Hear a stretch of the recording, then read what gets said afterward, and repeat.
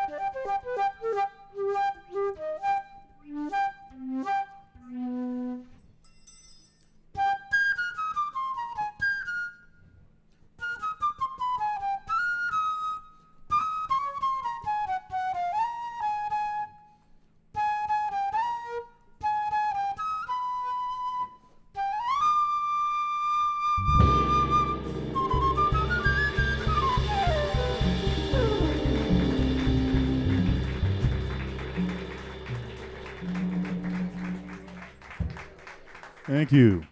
My first record came out when I was 14. Upon its release, my quartet, we actually opened for Ray Charles on the Michigan Festival. Most of the touring that I've done, was after my degrees were done, my undergrad and master's degree. Some of the touring has been, after I had taken the position here at Ohio State as a professor of jazz saxophone, which that began in 2004.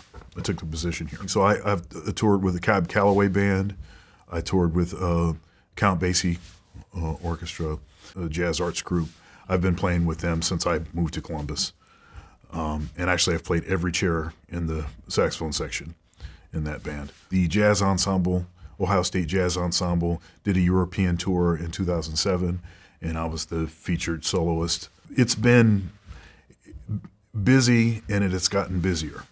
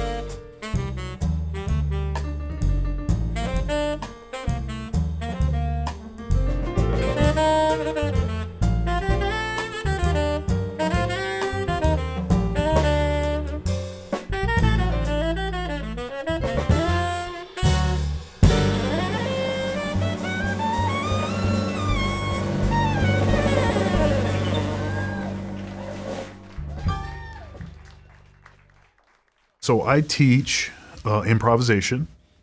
You might have guessed that. I'm the professor of jazz saxophone, also the area head of Black American music.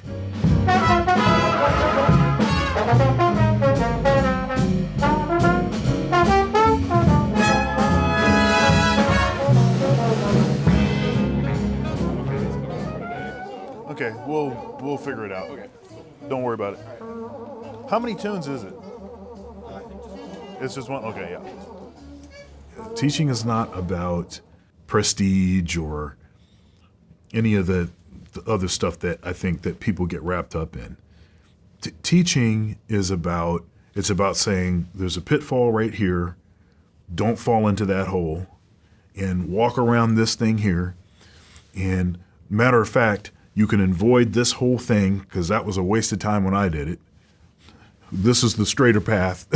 Do this instead. Sorry. Let's do K to the end.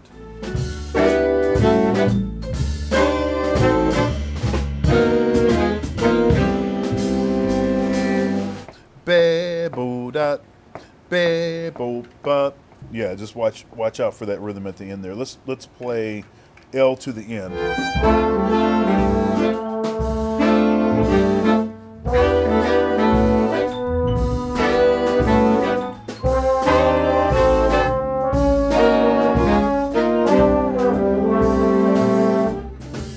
That's the only reason that I do what I do at Ohio State, is because I enjoy working with young people.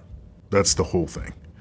The time that I have to, impart wisdom, to do things at a high level, to model what it is that this ought to be, that is the most important thing to me. That's why I teach at all. Yeah, so I love teaching. I mean, that's it.